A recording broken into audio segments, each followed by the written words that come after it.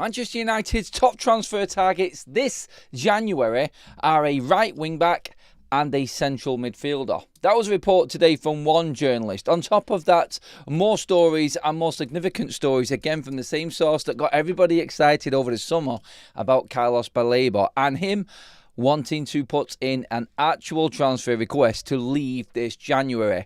All of that and the updates from the Athletics report around the ownership situation and that potential sale of Manchester United. We'll keep you up to date as that develops with every tiny little bit of information as well on that. There is that UAE consortium. Speaking of Middle East, there is apparently some confirmation also about a double header for Manchester United in between games this season. We've been talking about it. Some people are saying this is pretty much now confirmed. Al Hilal and Al Nazar, Manchester United, are playing in the far Middle East. Sorry.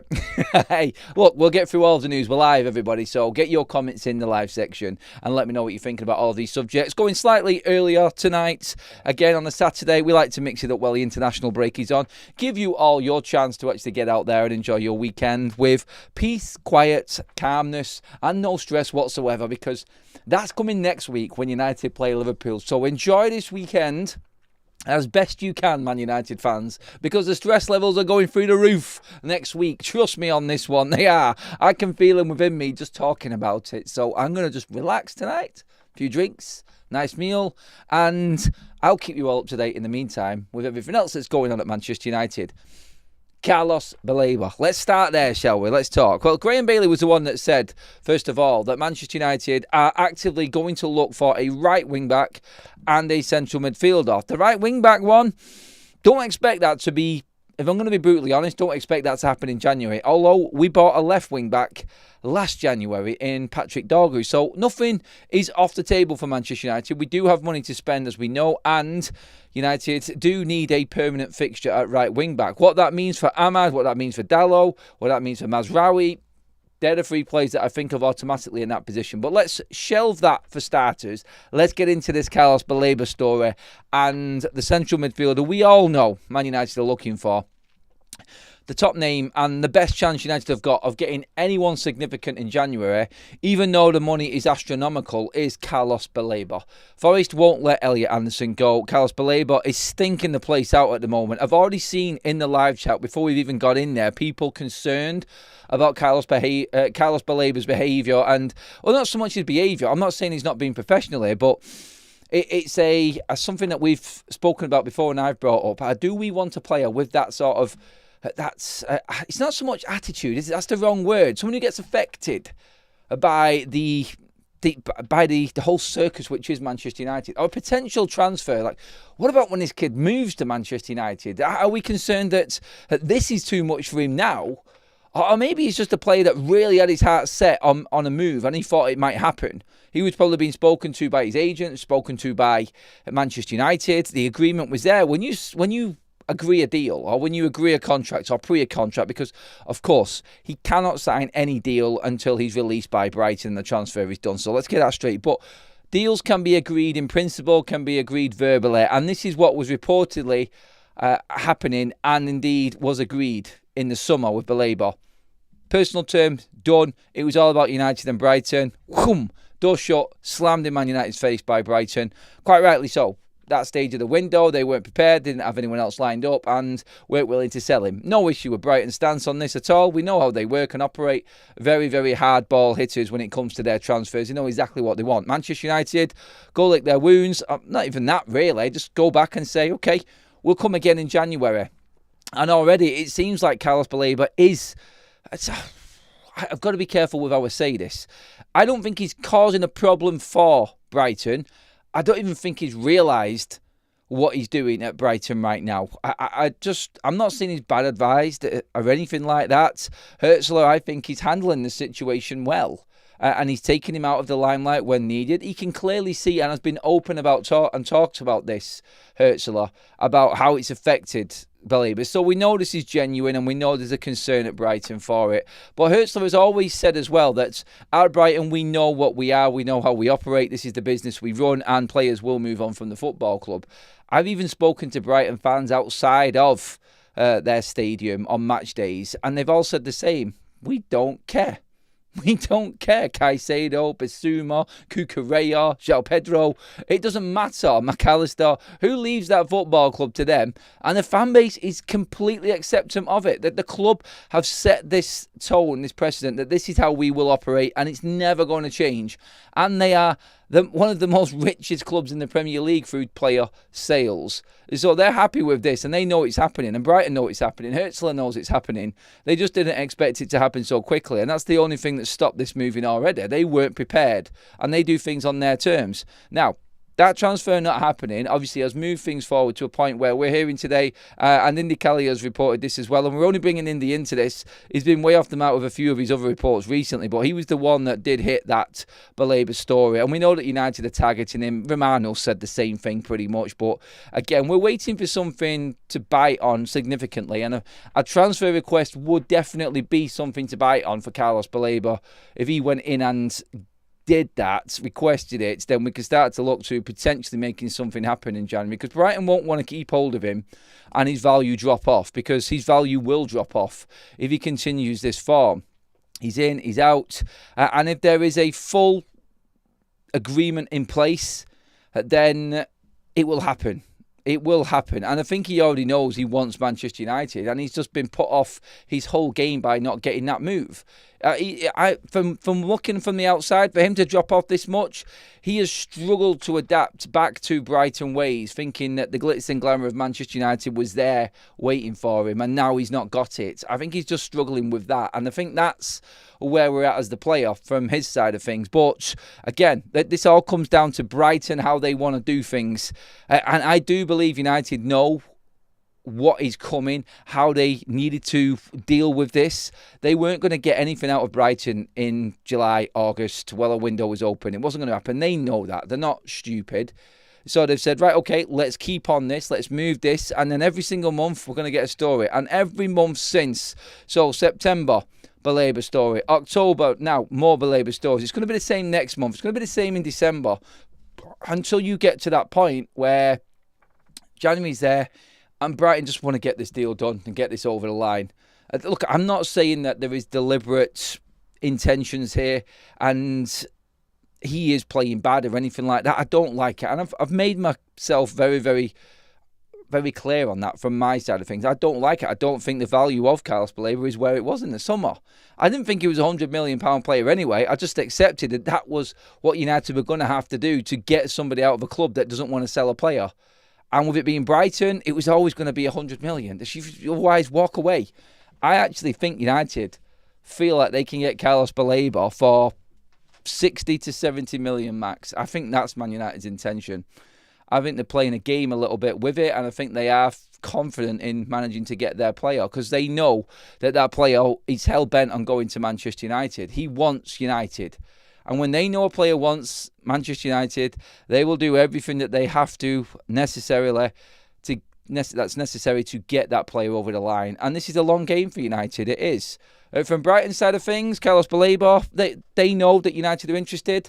His agent will be speaking to Brighton. In fact, this report was actually saying that there is meetings booked in for next month with Baleba and Baleba's agent and the football club. I think they're obviously going to talk about the potential move. Brighton will give their figure. Brighton will tell his agent that he's going to go for this price and that's it, and there's nothing he can do about it. I think that will sway a little bit. I think United could have saved themselves quite a bit of money here from not getting this player through. And like I said before, this is the importance of Ruben having a good first part of the season. If we can still be in amongst it, in that top half of the table, even if it's just a few points away from the European places, Ruben's going to keep his job. If he gets reinforcements in January, Manchester United moving forward are a different proposition altogether again. You've got your spine. You will have a player in. We need more midfielders. Look, I'm not kidding myself. But Carlos Baleba and that energy and a different level of player. Look, I've said. Look, and by the way, don't want to get mixed up. Don't think I'm flip-flopping here with Carlos Baleba all of a sudden because there's a story. Like, I liked him last season. I don't like him this season. If you offered me Wharton, Anderson, or Baleba, I'm taking Anderson and Wharton ahead of Carlos Baleba right now. That's just where I'm at personally from what I've seen. I do believe that Manchester United will be looking at Baleba and not being put off, though, by this form. They know the player, they know what he is, and Ruben is hell-bent on the player also. He is Man United's number one target. And all of that, I think, is playing into the mindset of Carlos Baleba. And he's got ahead of himself, I would say, a little bit here as well. Like, just get on with your job, mate. Just do your job. Play to the best of your ability. Don't let anything from the outside come in and influence you. But it has. And that worried me. And I think it's worried a lot of United fans. Like, we're not looking for players just to sign for United and this is it. Like, you've made it. No, you know we're bleeding near. Like, honestly, the guy's got to do a lot more to convince me that he is worth this. And I'm only talking about the deal now, Manchester United getting it. I like it. I do like the idea of Baleba coming in still. But I've still got my concerns. I have. But in terms of the overall deal and what's happening and just giving you the news and everything that's going down today, it does look like everything that's happening right now is exactly what Manchester United knew would happen. And I don't want to make this about Carlos Baleba kicking up a stink, United telling him to play bad just to bring the value down and all of that. I don't want to believe in that story at all, but people will drive that. And obviously, he hasn't played 90 minutes yet this season. Says a lot, considering he was a £100 million player last season. There's a big drop-off there. But his agent's meeting with Brighton. Look, they'll have to meet with the club. There'll be talks constantly. Brighton know this. Brighton know how this game works. So his agent will be kept fully in the know. He'll know exactly what's going on, whether or not the club have got their replacement in place, what the club's plans are to bring somebody else in, because this is how Brighton work. They have a 2-year plan of a certain player, and then there's another one in the wings waiting to come through. So they'll be getting updates on that, and that's how Brighton have operated. They've done it with every single player they've sold. And so it's not like it's inside knowledge. Like, you only have to look at how Brighton do business. There's always somebody lined up to come in, and they just weren't ready. So now 6 months on, and Baleba not playing, that changes things. It does change things. With him not being a 90-minute man now, that isn't as important. But more importantly, and I just want to come to the comments after this last bit now, more importantly on this, Carlos Baleba's price drops. And that is where United wanted it to be going into January.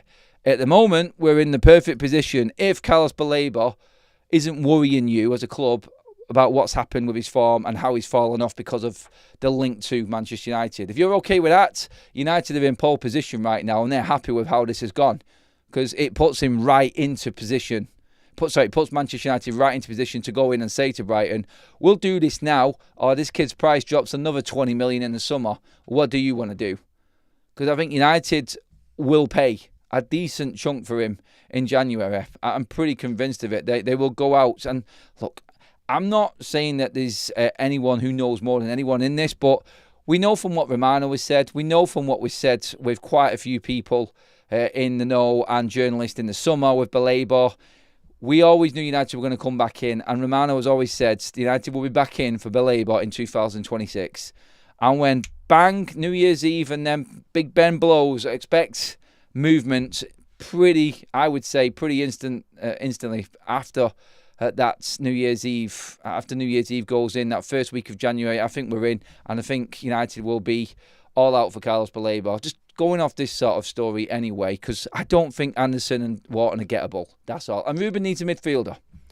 And if United are only going for the best that they can bring in, and it's no make weights, we could have brought make weights in the summer, but we didn't.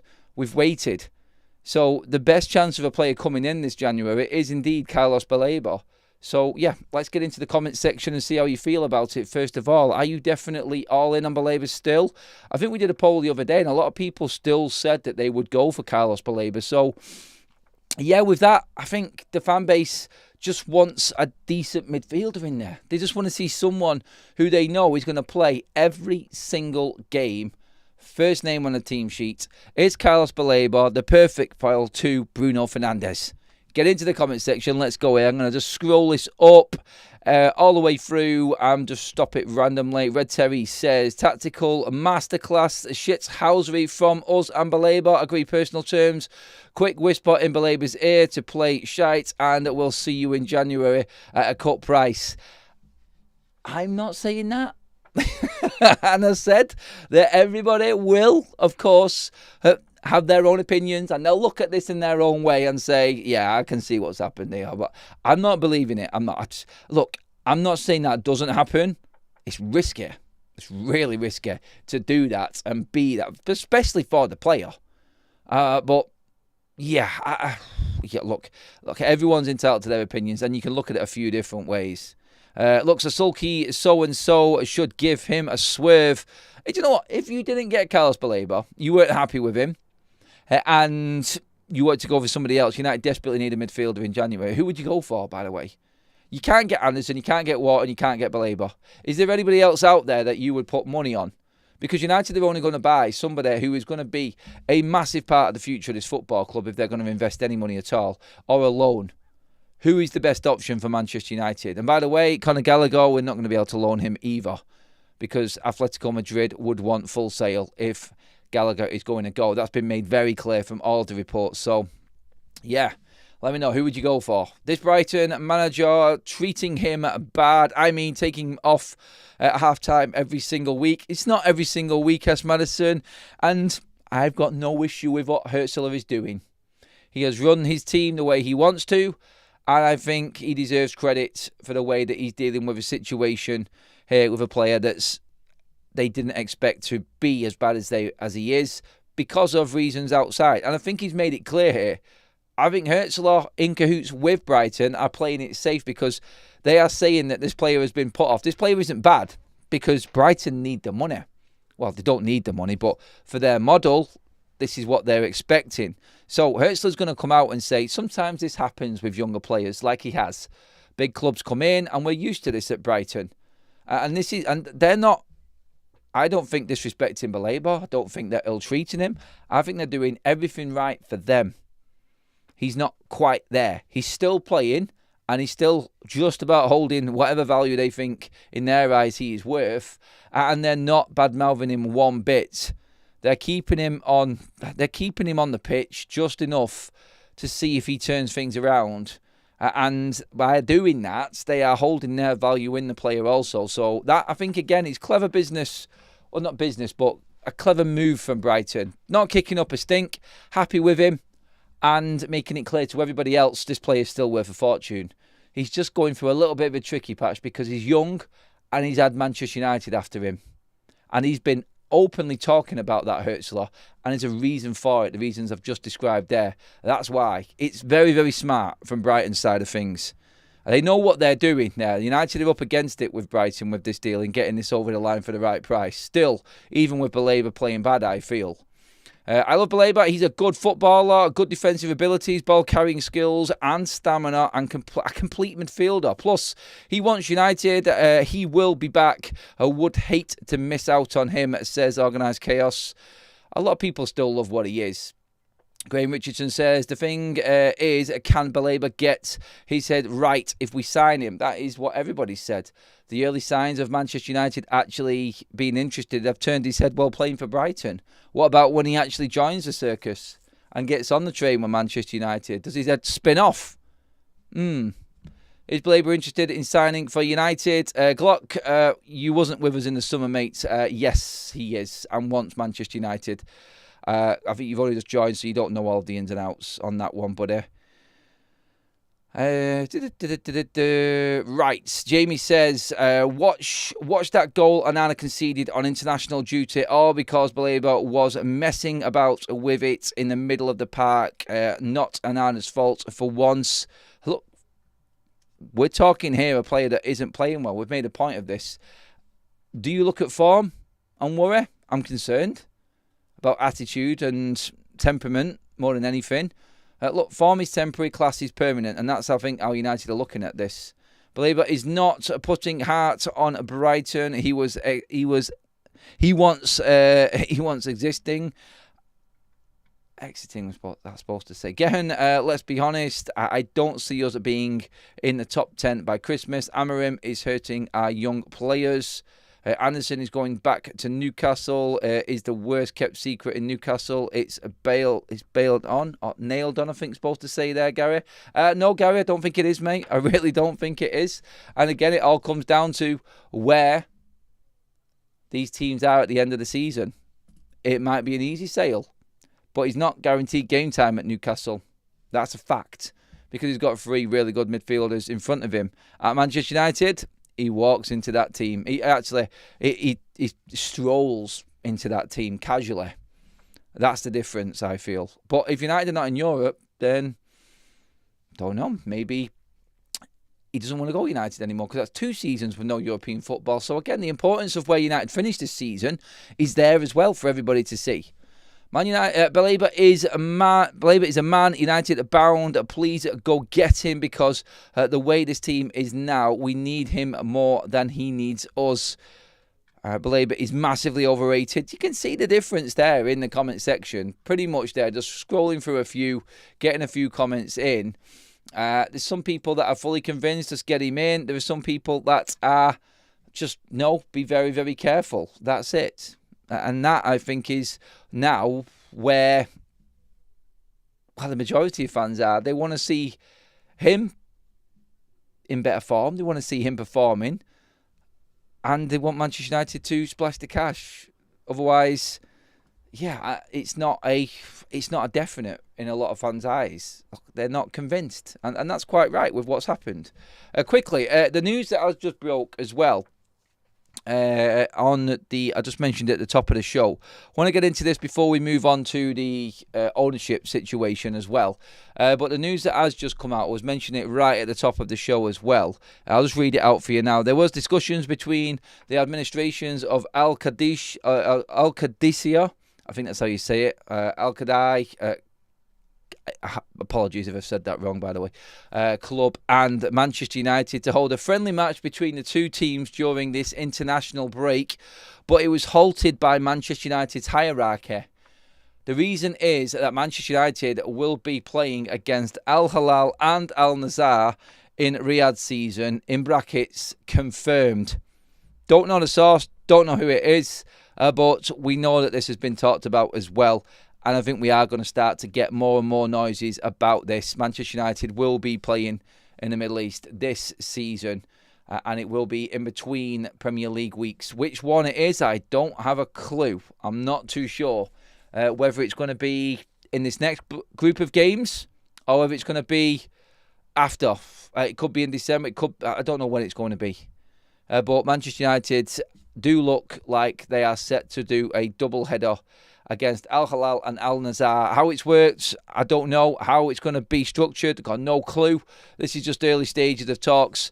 But Manchester United set to rake in upwards of 10 million quid for 2 games of football over in Saudi Arabia. And again, all of that money that Manchester United would make would be ploughed into the transfer kitty of the football club. That's what's happening right now. It's about getting and maximising the profits at United, as Sir Jim Ratcliffe has said, to put the best team out on the pitch.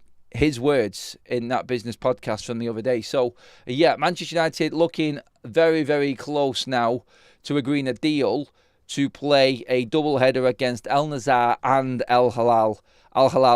And it is a moneymaker for Manchester United. And at least we'll have a couple more games to watch when we've got nothing to do in midweek. So, let's celebrate it. It's good. It's good news. Book your tickets for Riyadh season, and it's not the boxing. United have got involved. I know. You knew something like this was coming. Honestly, that I'm absolutely, and this is like the Club World Cup. I actually think there'll be something else that comes out from Saudi or the Middle East to earn more money for the Premier League clubs. They are trying to flex their financial muscle on the football world because it's so popular. It's bound to happen. And again, the fact that they are funding the Club World Cup now as well tells you everything you need to know. So, I do see more of this coming. And this is now going to get, I think, a little bit more scope and quite a lot more reports that this is actually going to happen. So 2 more games for us to look forward to, it would seem, everybody. And another shiny trophy, perhaps, to put in the cabinets. One of them, I was going to say epoxy them, but look, it's worth a lot of money to Man United, so let's take it serious, especially if an extra 10 million can go into the coffers to maybe be a down payment on Carlos Baleba. Look, I don't know. I'm just putting it out there, but playing a couple of friendlies is worth more than a transfer for Manchester United these days, yes. No, Graham, they're not. I can't actually say that word. Is it Kadai? Kadai? Is it Al-Kadai? No, we're not playing them. Apparently that game was supposed to happen and then United stopped it because a better offer came around, is the report today. And the confirmation of that report and who that is, I don't know enough of, and I'm not going to say that that is 100% concrete, but I think generally just talking about this is because we know it's going to happen and United are going to just make or use any avenue of revenue and fleece it for everything that they possibly can. And that's what's going to happen. We know who we've got in charge of the football club. We know he's going to want to make money as much as he possibly can to put back into the club because without Champions League, United really are not relevant. And it's sad to say that. Like we are obviously a big club, but without Champions League, there has to be a big push to maximise every effort to get the best team on the pitch that are going to be competitive and get back in the Champions League, which I think is what will finish Ruben Amorim if he doesn't get there. No European football next season. That's stage one of the plan out the window. And he will be, near enough halfway through his contract anyway by that point. By the way, on Ruben Amorim's contracts, they do have the option to extend by a year. So when Sir Jim Ratcliffe's talking about 3 years, we're coming up to year 1 now. Another 2 years would be with their triggered extension on top of it. So that's probably what was being spoken about by Sir Jim Ratcliffe, because everyone's looking at that. He didn't get a 3-year contract. No, he didn't. The official contract has a option to extend by another season on it. So that's where we are with that one. Right. Norway free up already. I cannot believe what I am seeing. And no Odegaard, says Jal. Norway are having a great qualification for the World Cup. Should stay clear of Baleba. He's average at best. Wouldn't pay 6 million for him, let alone 60. Paul, it's a bit of an insult, mate. He's better than that. But again, it just goes to show Baleba is worth 20 to 25 million, says Spey. I think that's how you say that. Again, Baleba is 21. We should be looking at 26/27-year-olds. That's from Carlos. Real Gems says, why don't United behave like Madrid with standards and getting the best players? Well, they are trying to do that, aren't they? Like, who else is the best player right now in midfield that Manchester United could go for? Baleba's up there. I mean, we know that Liverpool are interested in Baleba. So if Liverpool are interested in Baleba and they're competing on all levels, then Manchester United definitely should be interested in that type of player. Anyone our rivals are interested in, we obviously need to be in and around it. Like, we should be looking, we should all be in there looking at the same players, I feel, anyway. And that's how it's always been. Can United get the deal over the line? Have we got enough pull with what we're competing at the moment? We will see, won't we? We are nothing now because we refuse to move forward. We are keeping old players who are past it, keeping young players on the bench. We spoke about that this morning's point from Gehan there. But also on top of that as well, there is a story from Rudy Galletti today that says, I think most of us knew this already, so it's not really big news, but Casemiro definitely not getting an extension at Manchester United. He is 100% gone at the end of this season, so it's goodbye to Casemiro at least. The problem what Gehan's talking about and what we were speaking about this morning is the potential extensions to Bruno Fernandes and Harry Maguire. I made a point of Harry Maguire this morning. If you are going to build a team around Bruno Fernandes, I don't see, can Bruno play for another 3 or 4 years in the Premier League? The man's a machine. Yeah, he might be able to. Just like Kevin De Bruyne did. Do you build a team around that for the next 3 or 4 years? It's a long time in football, don't forget. Hardly any manager lasts 3 years at any club. 4 years, you're really doing well. So, does Ruben Amorim see Bruno Fernandes at this club for the next 2 to 3 years after this season? May well do. May want to see him there till he's 35. He's got the engine, he's got the quality, and Bruno might be what Ruben wants to build around. I wouldn't, personally. I would look to move past this now, but this is what he's trying to do, and this is why United will be going for Baleba. They see him as the perfect partner for Bruno, maybe. And then in the future, they would like to see Cobbett and Baleba together. Cobby ain't going to wait that long, and we know that for certain now from what we spoke about this morning and pretty much throughout this whole week, that Cobby's not going to wait around for this grand idea and plan to come into play with Ruben Amorim. He wants in now because he wants the World Cup. And you're playing and managing at a top club, you're going to have to handle these egos and these problems. And we will see what happens. If Baleba's brought in, I think it's the end of Kobbie Mainoo. I really do. I think that would pave the way for him to move on. But we'll see, won't we? We will see. If Bruno is here until he's 35, expect us to keep finishing mid-table.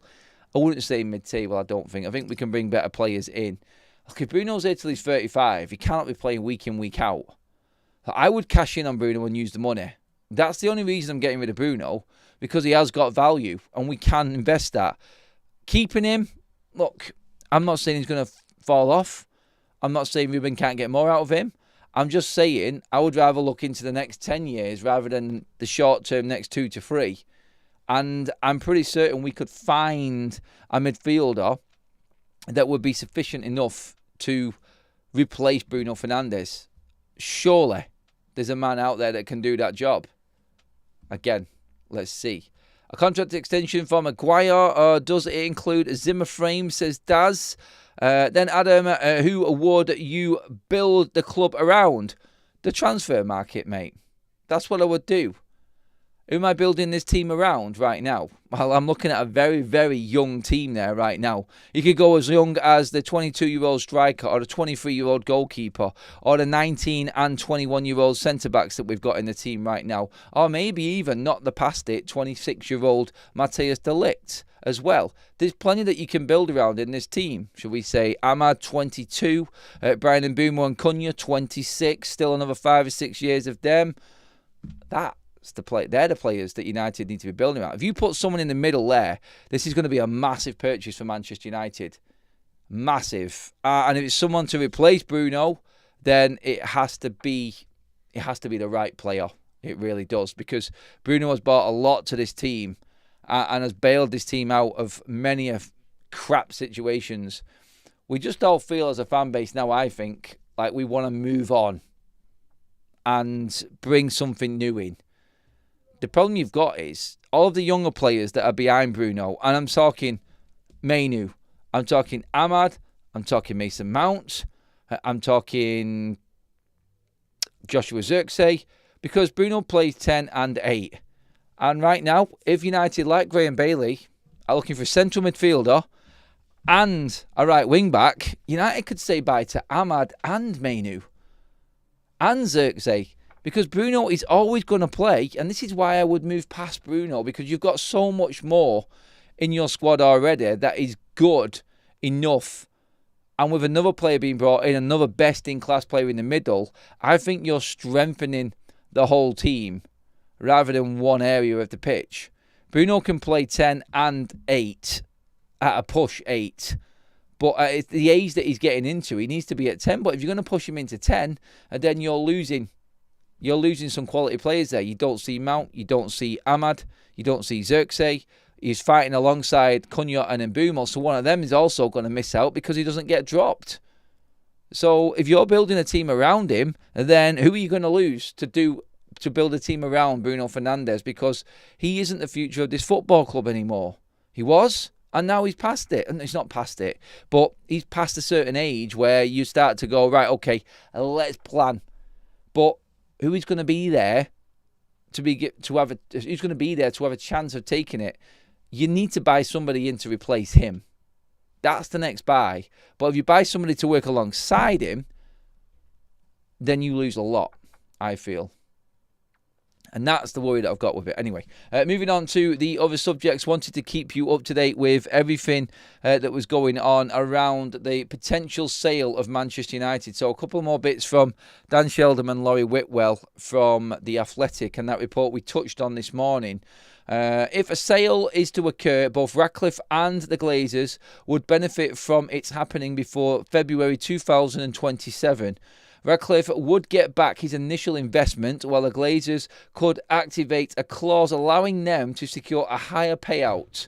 However, potential buyers prefer to wait until after that date when the club's valuation is expected to decrease. The agreement between Sir Jim Ratcliffe and the Glazers includes a joint exit obligation clause, which means Ratcliffe cannot block a full takeover if an investor decides to purchase 100% of the club's shares. And one more piece from this. This clause remains valid for another 18 months following Sir Jim Ratcliffe's initial investment into the club.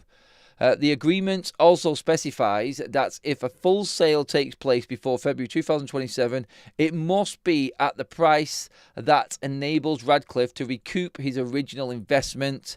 After that date, however, he would be required to accept any sale price set by the Glazers, even if it results in a financial loss for him. So the confidence in Sir Jim Ratcliffe talking about the ins and outs and that potential drag-on clause ending and the Glazers being able to sell from under him, they're looking at this as the full rebuild of Manchester United. So they've got pretty much security up until 2027 that they're not going to lose anything. They're going to be able to recoup all of their investment into Manchester United. So they're in a non-lose situation. And maybe what work they do at United actually gives them a stand-in for any future investor to come in to maybe work alongside.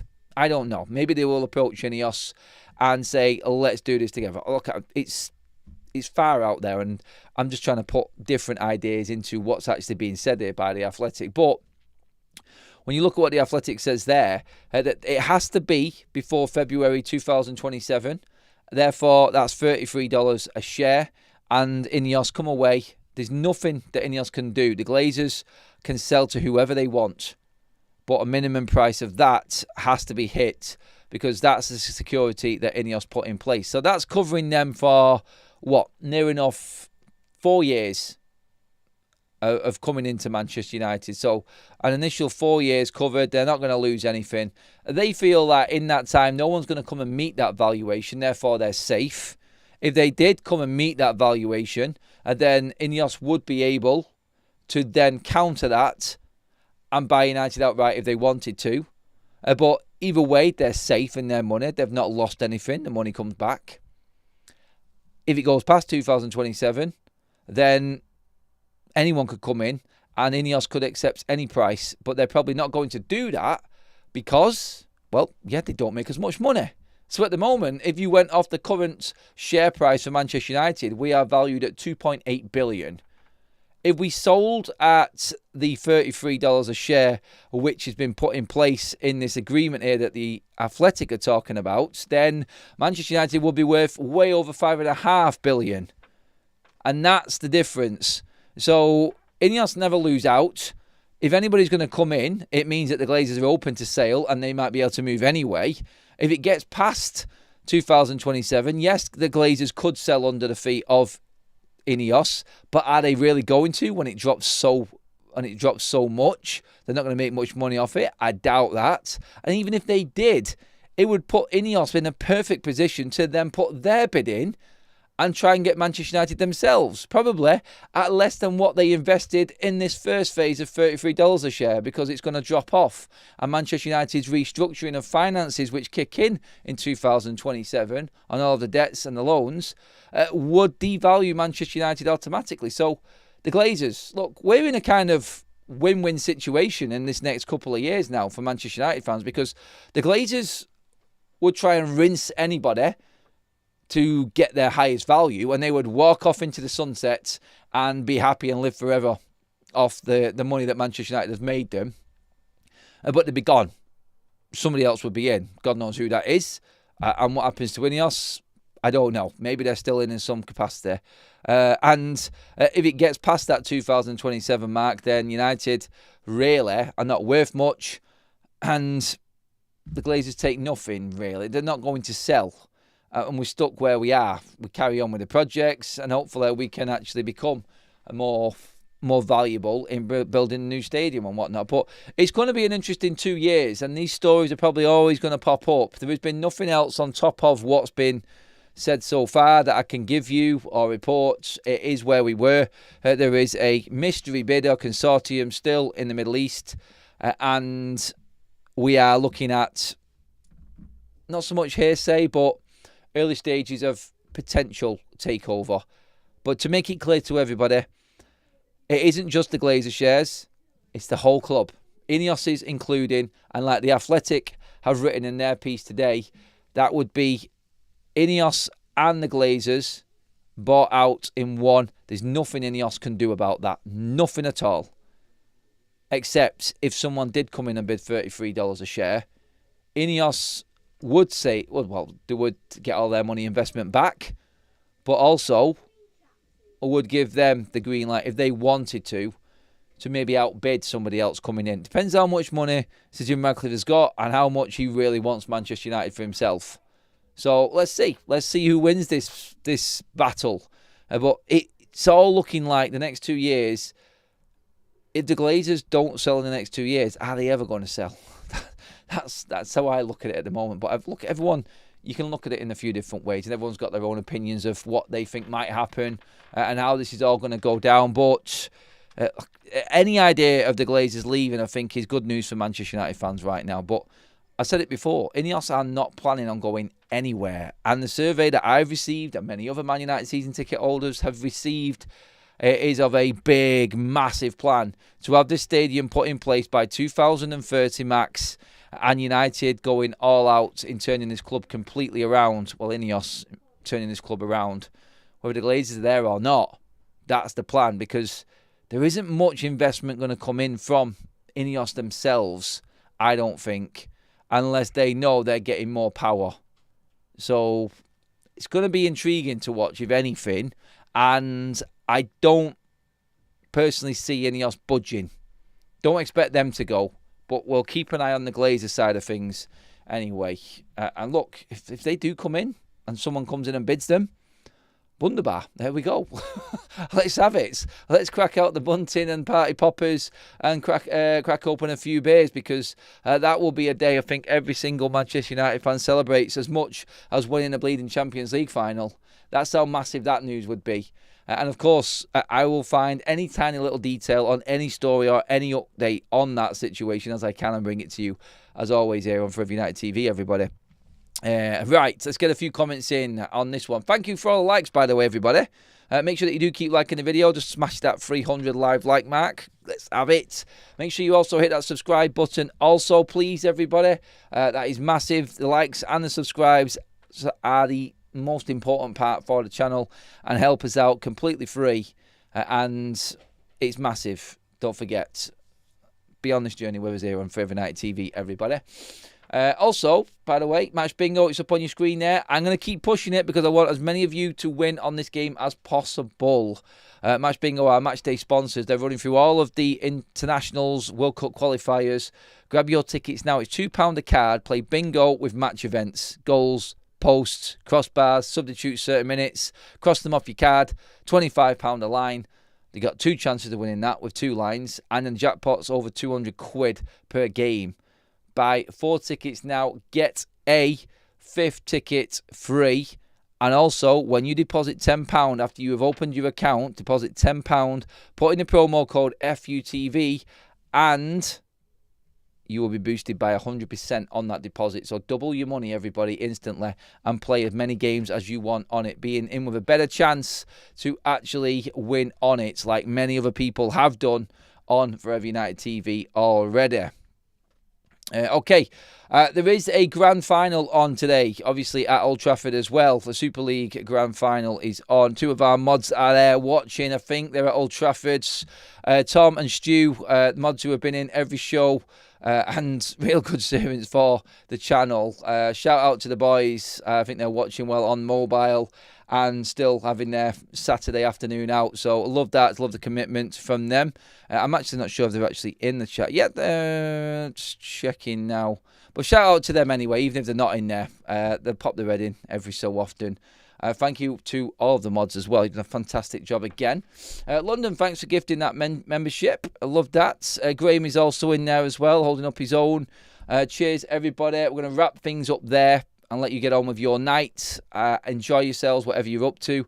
Don't forget to hit the match bingo, everybody. Also, Christmas is coming. The QR code on your screen right now is for OK jerseys. Any shirts you want, replica shirts for any club, up to date, old, retros, the lot, 15 quid a shirt. Get on it right now, everybody, on OK jerseys. Use promo code Adam if you want as well. Get another 8% off, so you can get any shirt that you want for as little as 13 quid. Get on them now. Christmas is coming. Get them stockings filled up, everybody, in preparation.